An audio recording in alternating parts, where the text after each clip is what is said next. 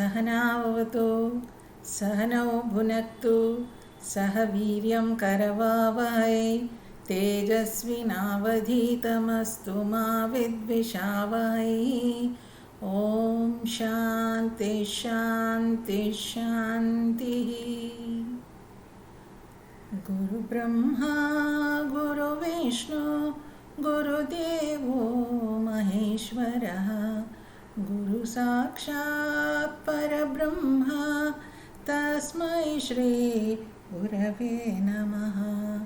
तस्मै श्री गुरवे नमः।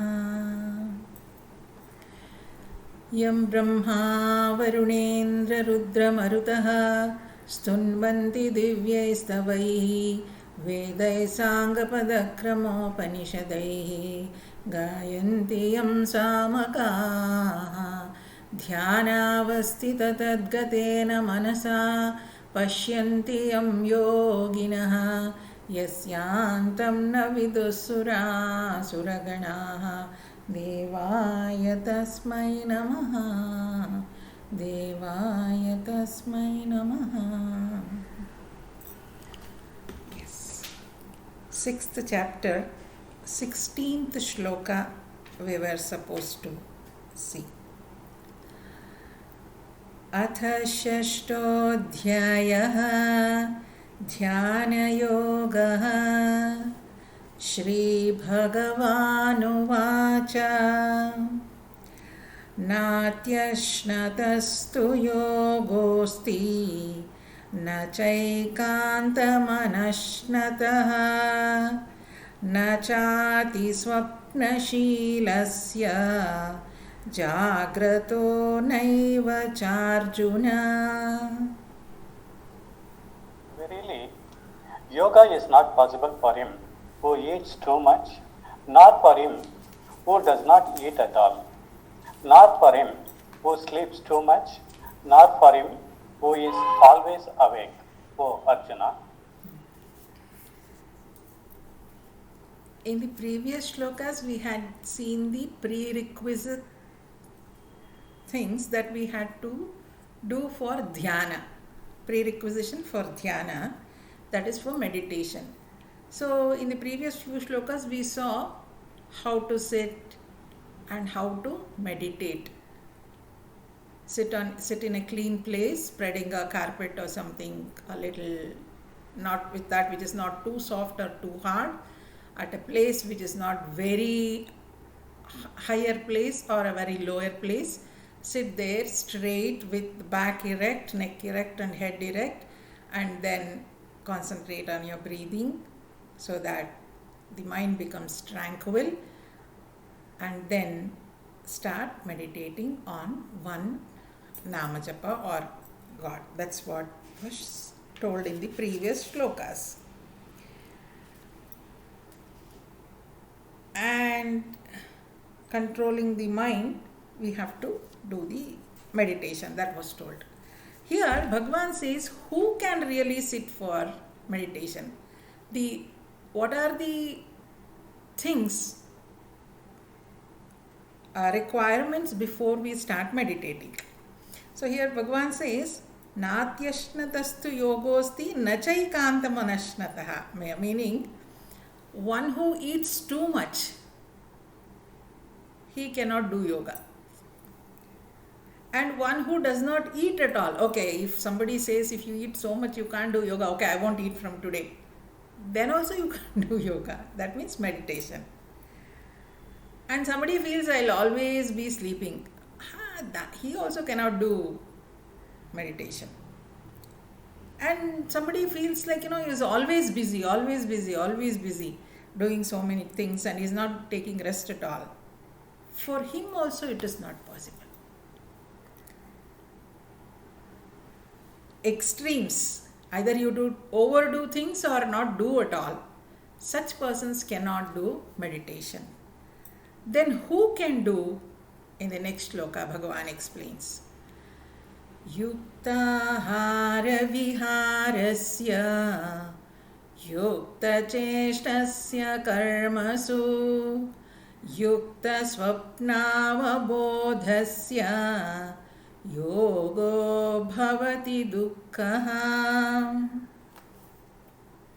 Yoga becomes the destroyer of pain for him who is moderate in eating and recreation, who is moderate in his exertion during his actions, who is moderate in sleep and wakefulness.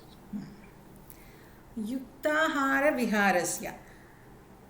Ahara and vihara. Yukta. Then again he says yukta cheshtasya karmasu. One who is yukta in all the activities he does.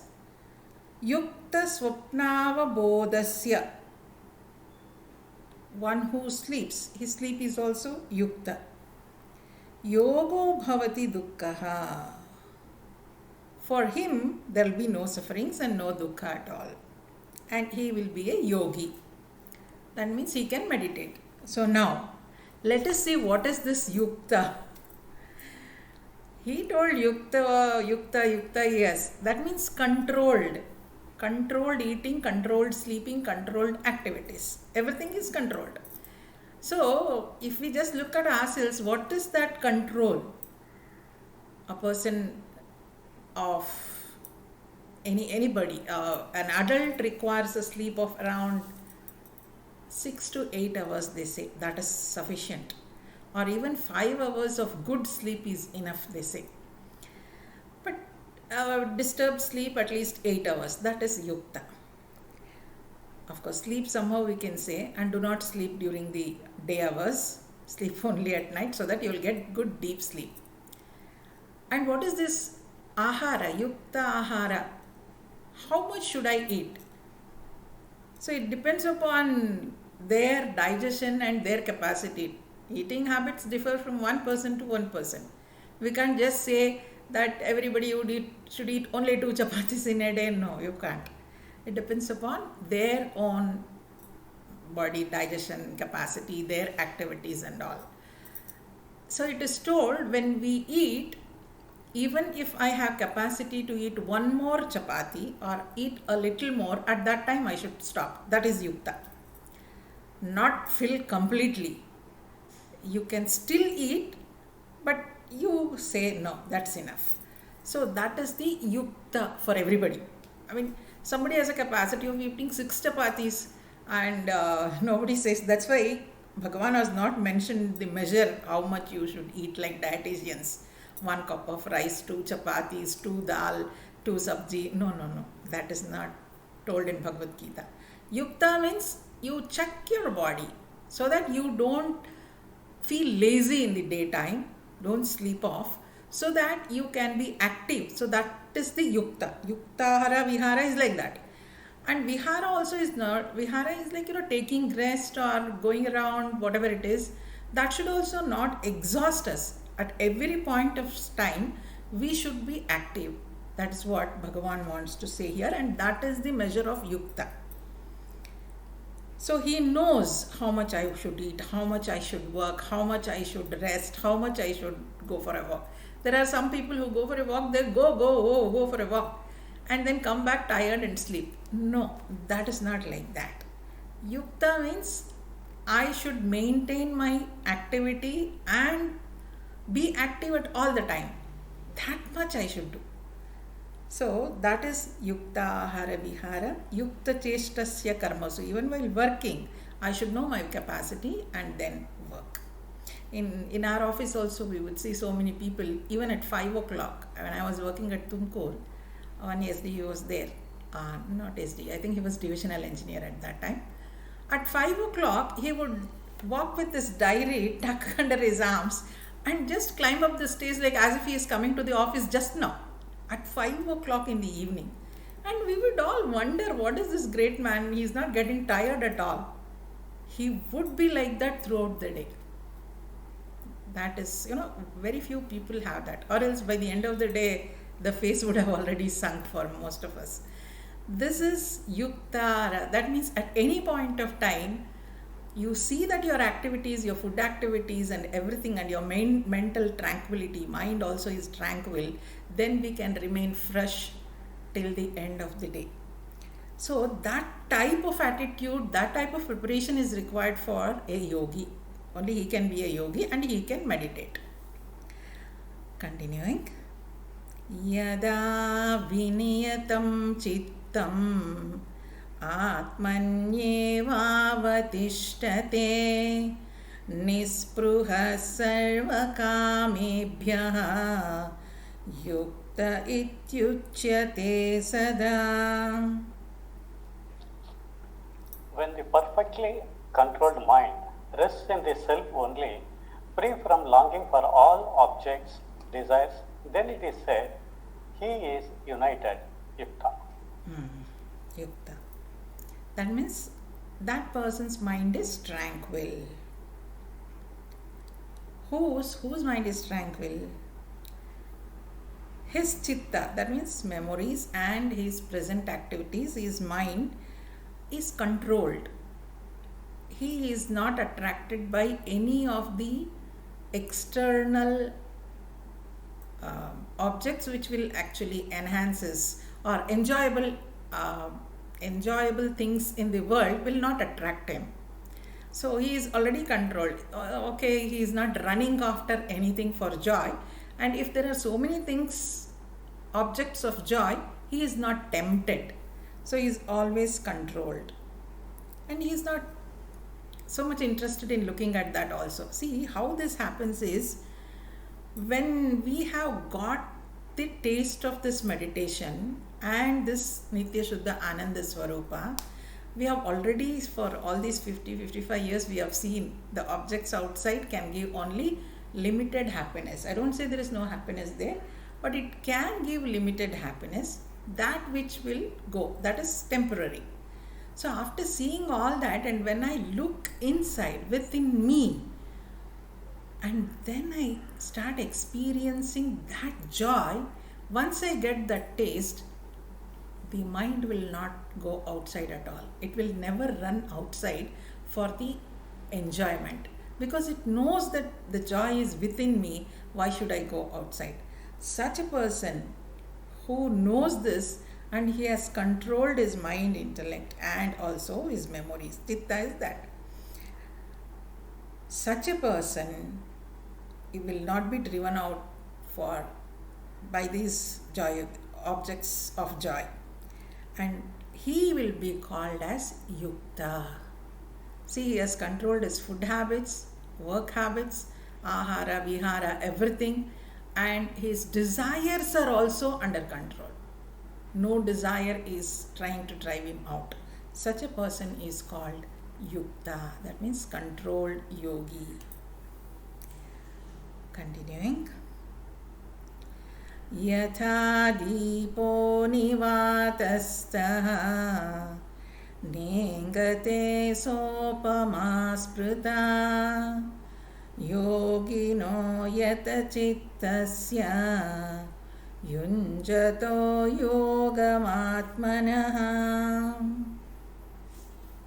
As a lamp placed in a windless place does not flicker, is a simile used to describe the yogi of a controlled mind, practicing yoga of the self or absorbed in the yoga of the self. Yes. One who is thus absorbed in the meditation, how will his mind be?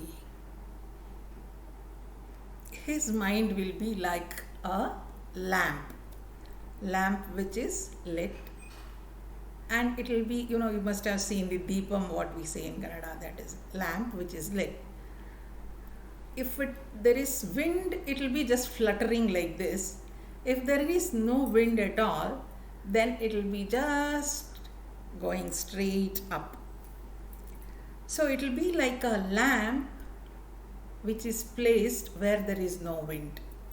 That means his mind is so steady, it is not turbulent, it is not just going this way, that way and all. It is steady. And it is steady and going upwards. Deepa is always urdhva gati. It always, even if you bend the candle, you might have seen, even when the candle which is lit, if it is bent around, the flame will be going towards the top only. So this mind, whose mind is tranquil, will never look down. It will always look upwards. Upwards in the sense it is moving towards the Atman. That is the simile they have used there. That means it will not fall. It will always go upwards. Upwards means it is progressive. It is not falling into any of the disturbances of the mind or desires outside or the objects of joy. It is not running out for anything. The mind is controlled completely, and it will be like a lamp which is kept where there is no wind. So the mind is abiding in the self now. Continuing. Yatro paramate chittam niruddham yoga sevaya yatra chaivatmanatmanam pashyannatmani tushyati. When the mind, restrained by the practice of yoga, attains quietude, and when seeing the self by the self, he is satisfied in his own self. Yes. So this tranquility of the mind, again Bhagavan says it comes through only karma yoga. Yoga paramate chittam. The mind, to bring it to tranquility, we have to practice karma yoga only. Through karma yoga, the mind becomes tranquil and it is controlled. And that tranquil mind, the whole of Bhagavad Gita speaks of mind management only. We have to manage our mind for everything. So here also Bhagavan says, you manage your mind in a beautiful way, then that mind is always happy, always happy. Yatra chaivatmanatmanam pashyannatmani tushyati. So that mind which is tranquil is within, and it will find happiness within. So we were also discussing about certain things like, if we want to be happy, it is always, now our state of mind is like, somebody should make me happy. Because of somebody I am happy. Because of some things which I get, I am happy. Because of some relation, I am happy. So that is our general state of mind. But Gita shows us, in spite of, not because of, in spite of all these things, nothing is okay outside. My relations are not okay. I am not getting the objects what I want. There is so much of disturbance outside. In spite of that, if I can maintain my tranquility in the mind, I will be able to enjoy that joy. That is Ananda. I will be getting that Ananda within myself. And I have to find it for myself. Nobody can push me or help me to do that.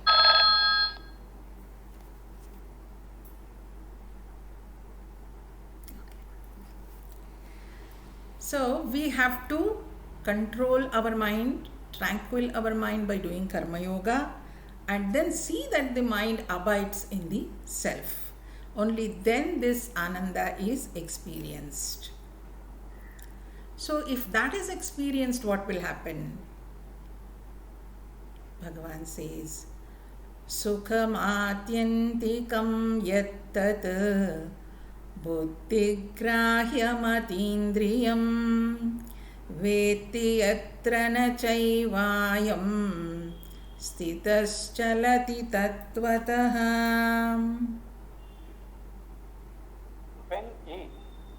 When he, the yogi, feels that infinite bliss, which can be grasped by the pure intellect and which transcends the senses, wherein established he never moves from the reality.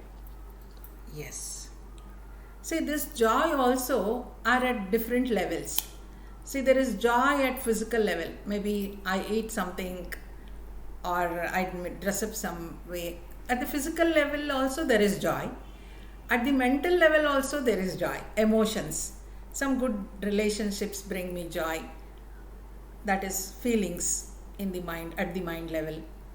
And at the intellectual level, somebody respects me a lot, somebody honors me, that also brings joy, isn't it? At physical, mental, and intellectual level, all these three levels we enjoy. And from the sense organs,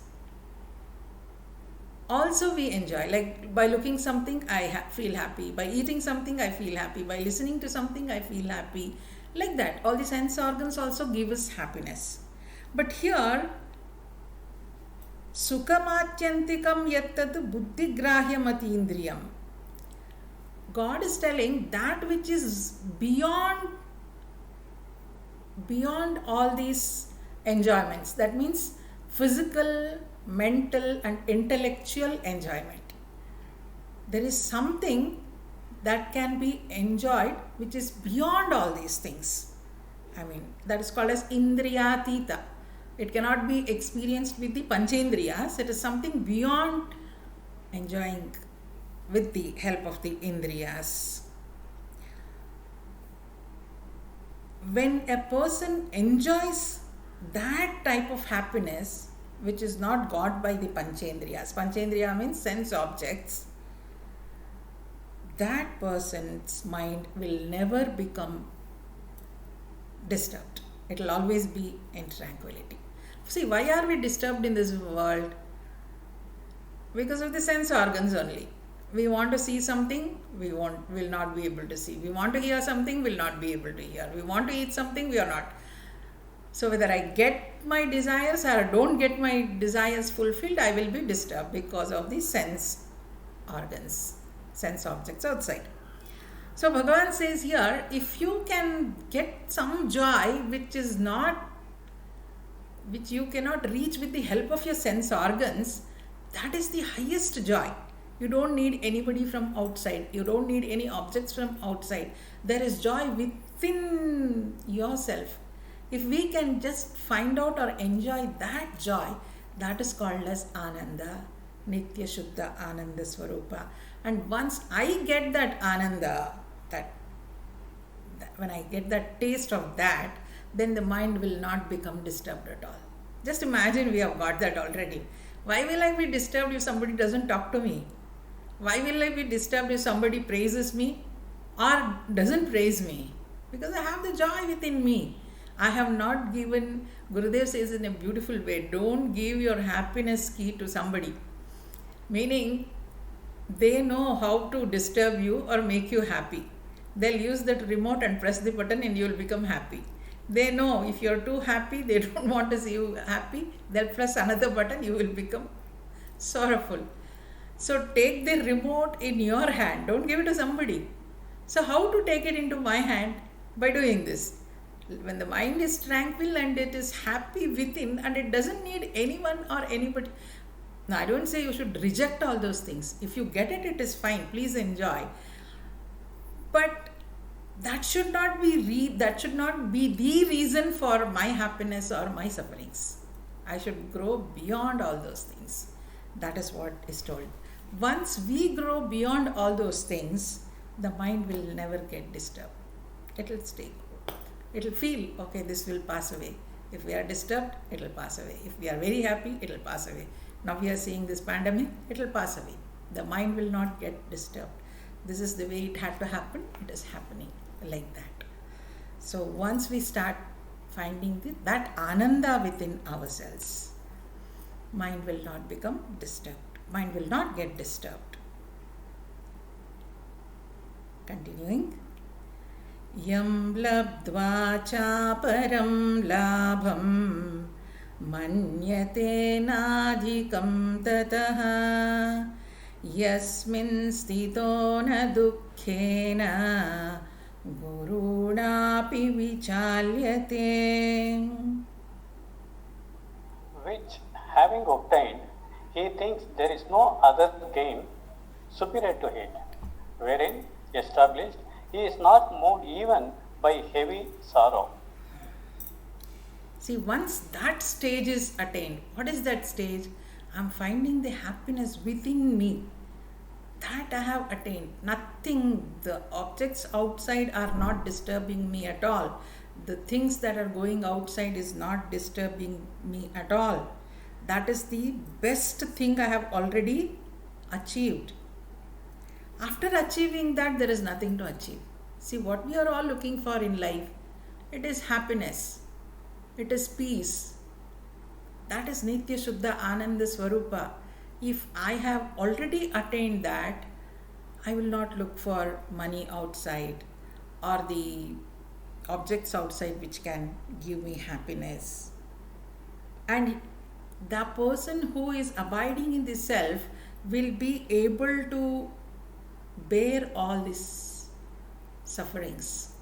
He will not be disturbed by that. He will be able to bear all that. See, it is not like he will not experience that at all. When even I will always say the world is same for a yogi also, world is same for a common man also. So when so much of things are going outside, everybody gets disturbed, everybody becomes panic.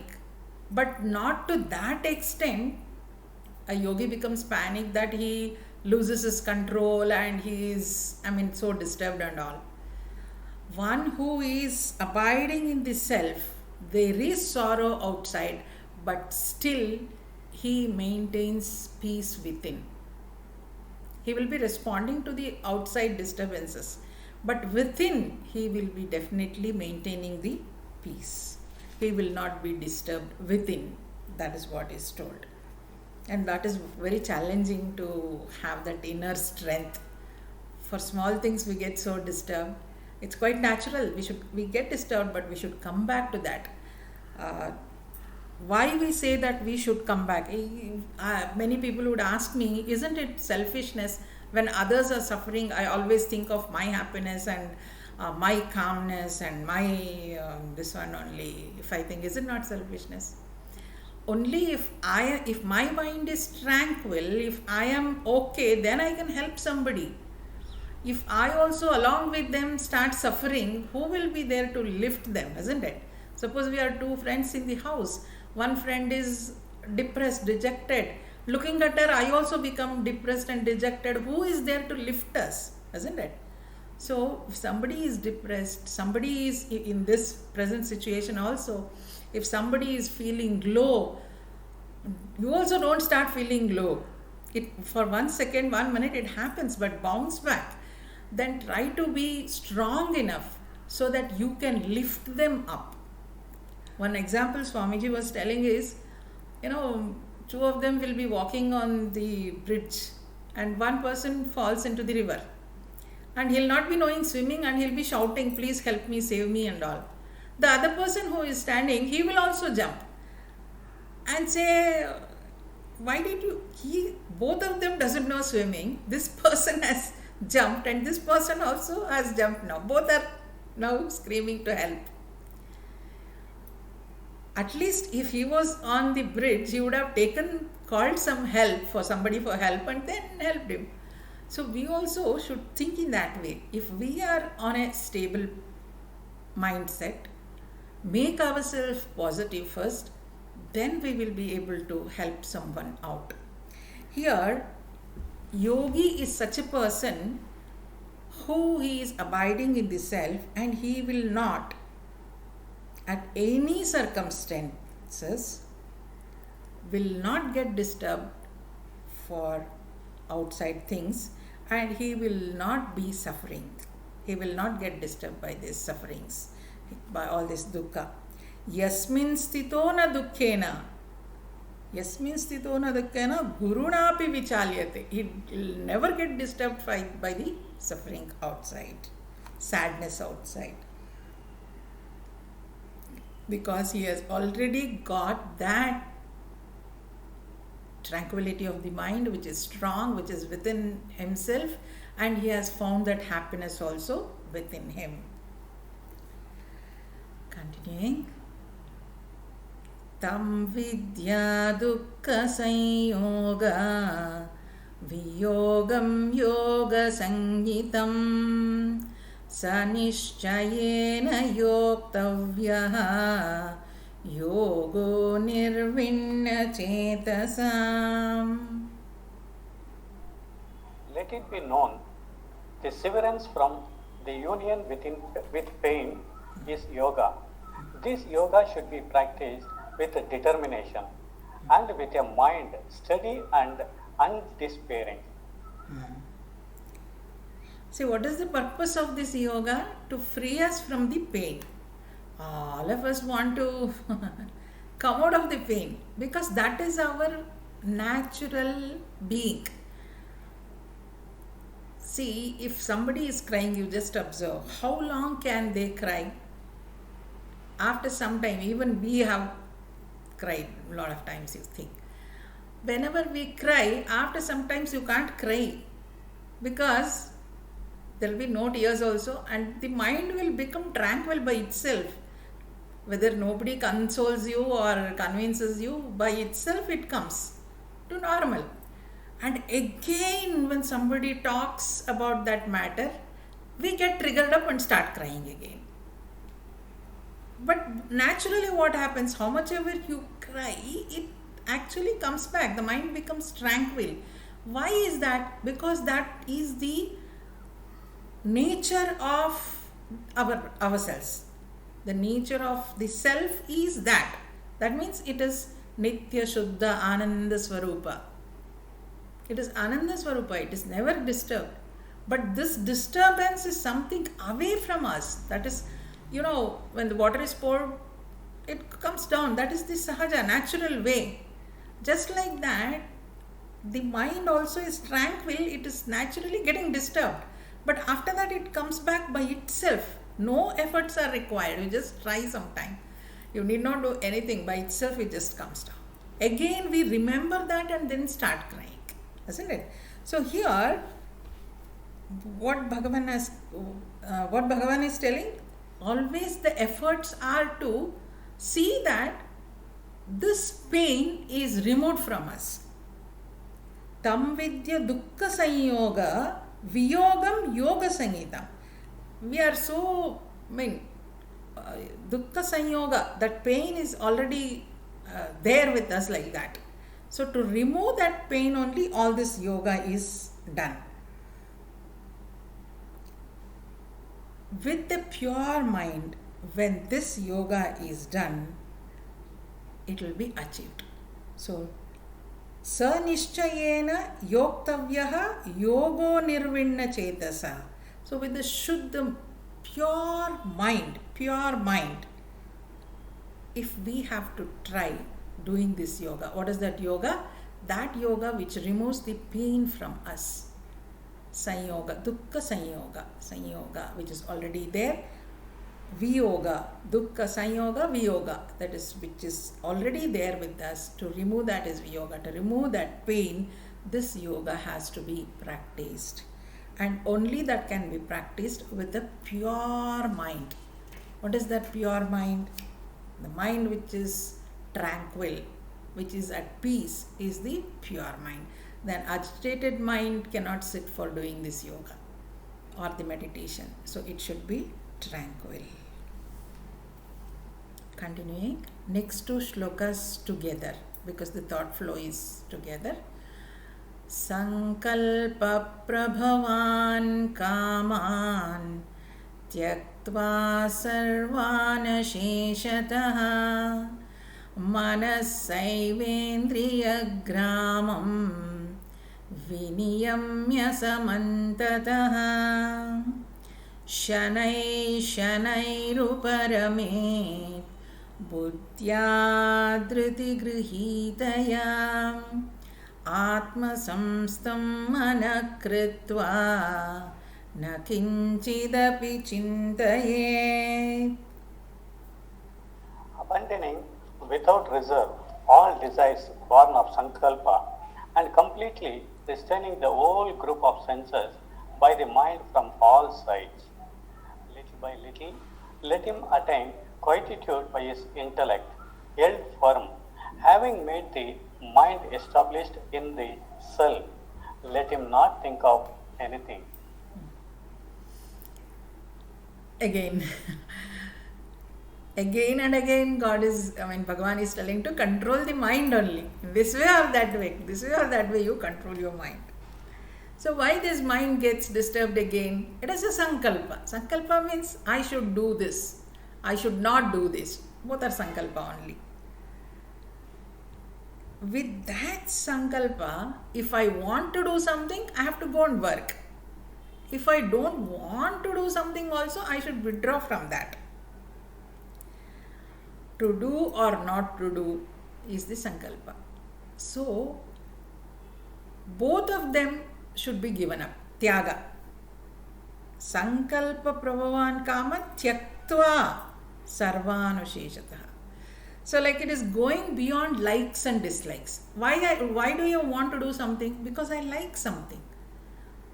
Why will I feel that I should not do this? Because I don't like that. So, Bhagavan says you go beyond likes and dislikes. Only then we will be able to give up those things.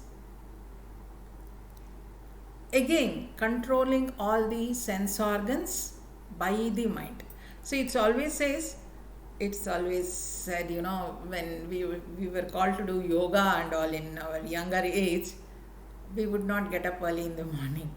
So they would always say, you get up and start doing yoga, then everything will be fine.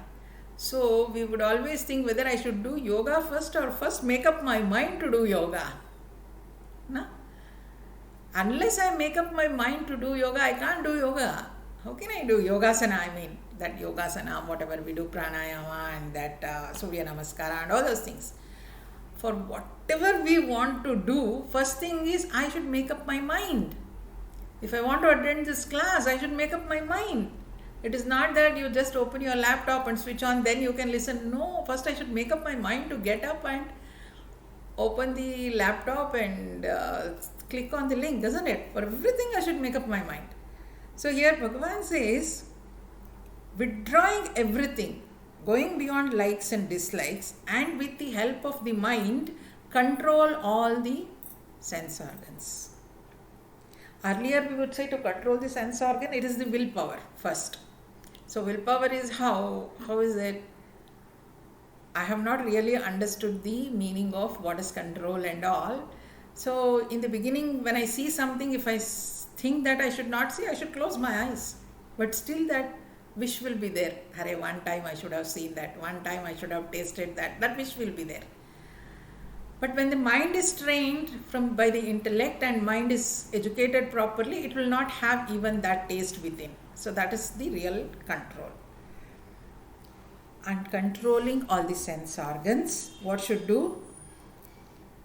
With the help of the mind, or with the help of the intellect, the mind should be controlled. That means always intellect should guide the mind.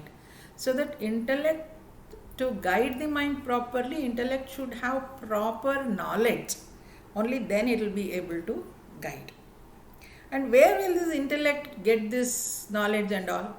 98% of the knowledge is got from the scriptures, from the friends, from the gurus, from the teachers, from the environment outside. From there only we get all the knowledge. Only 2% of the knowledge is got by our experience. Rest of the knowledge, it is always taken from outside only. So with that knowledge, by experienced people who have lived all these years with learning the scriptures and all, they have told us so many things and we will be living according to that. So with that knowledge, intellect should be able to control the mind. Suppose somebody has told going in this way, it is not the proper way to do things, you have to do this way. Vedas have written the same thing, and people have tested all these things throughout this. Why Bhagavad Gita is not edited? Because it is tested and proved.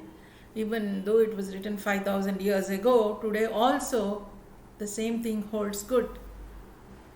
Nobody has edited. Nobody has told that no, this sentence is wrong. Why should we not edit? Nowhere it is edited. And our rishis have read this, our elders have read this and lived according to this and have told, yes, this is the way we have to live. It is tested and proved. So with that knowledge, I should be able to control my mind.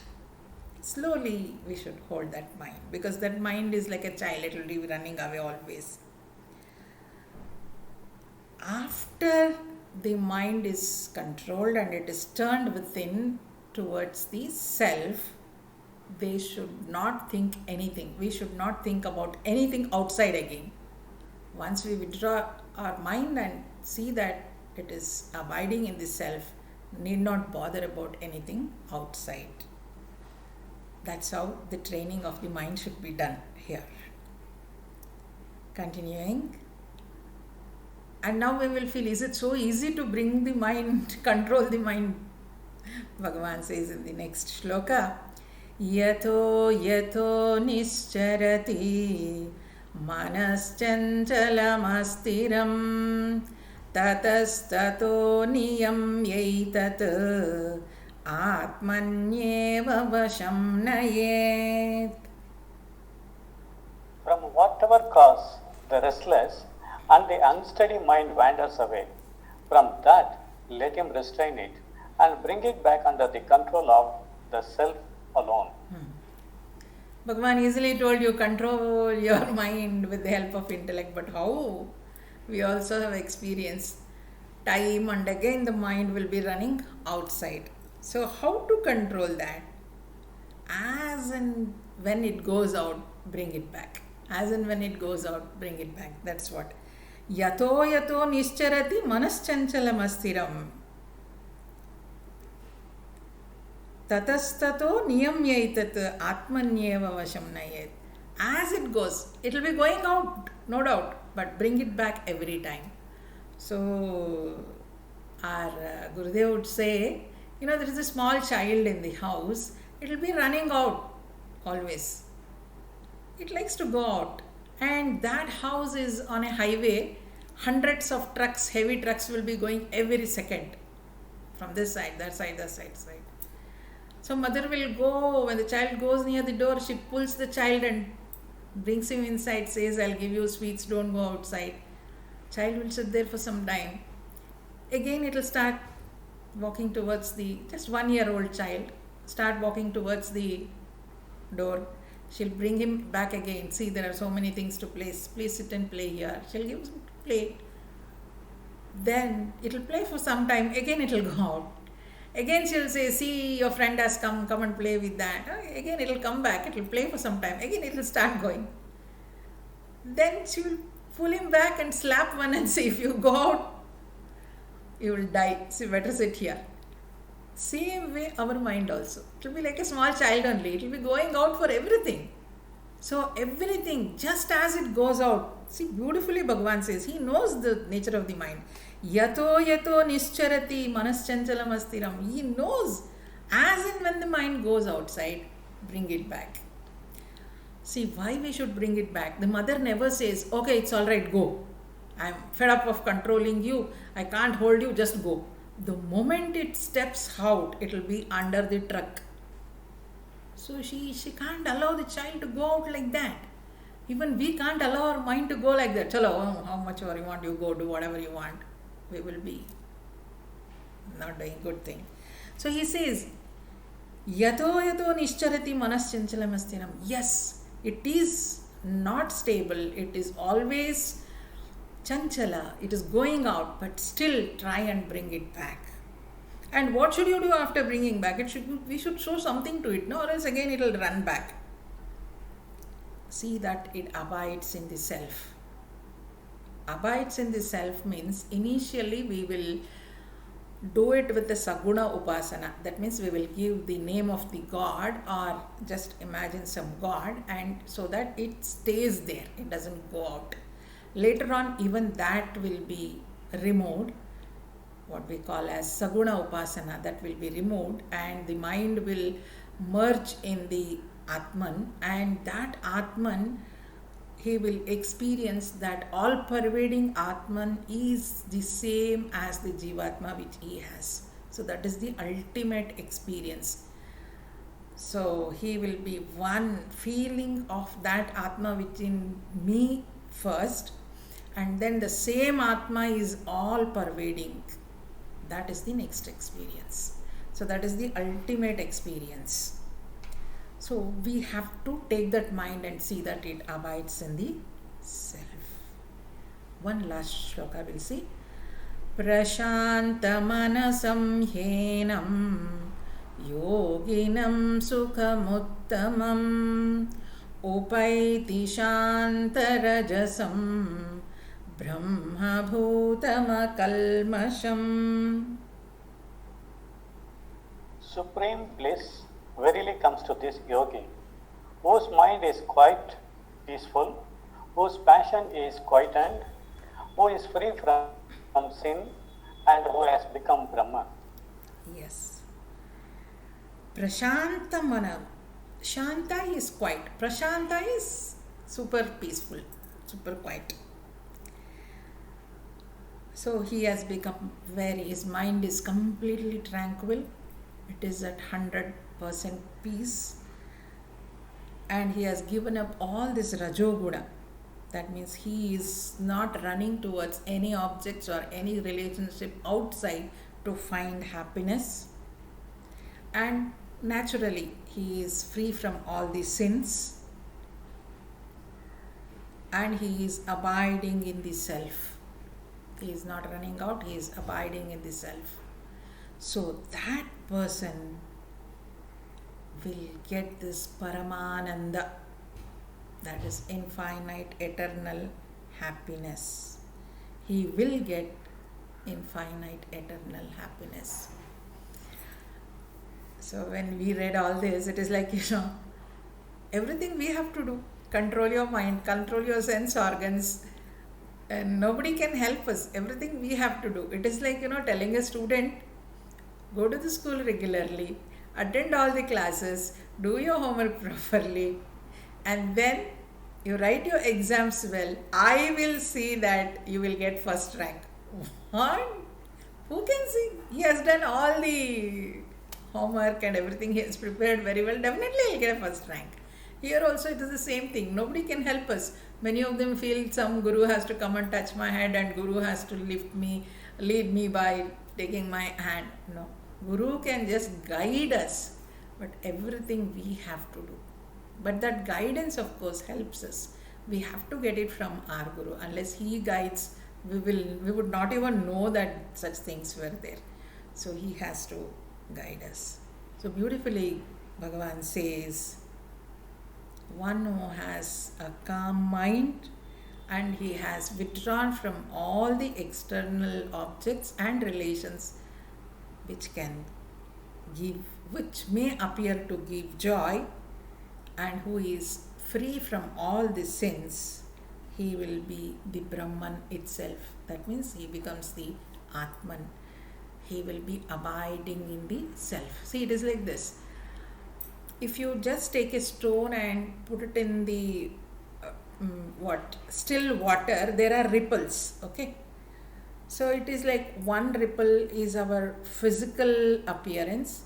Second ripple is the mind. Third one is the intellect, and the center point is that Atman. So when everything is calm and still, physical thing merges into the mental into the intellectual, and intellectual into the Atman. There is no waves at all. There are no ripples at all. So it all merges. It is like, the preparation is like this, that we have to do all the preparation so that, if we want to go to sleep, you say, I am different and sleep is different. So if I prepare to get sleep and then lie down at 10 o'clock and think that I should get sleep, I get sleep. I fall into sleep. We don't say we get sleep. We fall into sleep. That means me and sleep are not different now. And we don't know at which point that happens. Anybody feels, no, in 2 minutes I'll sleep. No, we don't know. I'm going to sleep. Now I'm getting sleep. Nothing. I'm feeling sleepy is an experience. But sleeping, after we get up, we say, I slept well. But that fraction when I fall into sleep, nobody knows. In the same way, the preparation of the body, mind and intellect is with me. How I abide in that self is like a person going to sleep. So what is the preparation a person has to do to fall asleep? He should exhaust his body the whole day, keep his mind tranquil. If the mind is too disturbed by joy or sorrow, will not be able to sleep. So if all that is maintained and if he goes to sleep, no, we can't even say sharp 10 o'clock I'll sleep. No. Sometimes it is 9:30, sometimes it is 10:30, sometimes it is 11. We don't know. We just fall into sleep. But the preparation is in my hand. Falling into sleep is His grace. So that preparation for meditation is given here. And that experience of the self, He will bless us. So that preparation, time and again, Bhagavan is telling us how we should get prepared. Let us stop there with a prayer. Sarve bhavantu sukhinah, sarve santu niramayah, sarve bhadrani pashyantu, ma kaschid dukkha bhag bhavet. Asato ma sadgamaya, tamaso ma jyotirgamaya, mrityorma amritangamaya. Om Shanti Shanti Shanti. Hari Om. Shri Gurubhyo Namaha. Hari Om.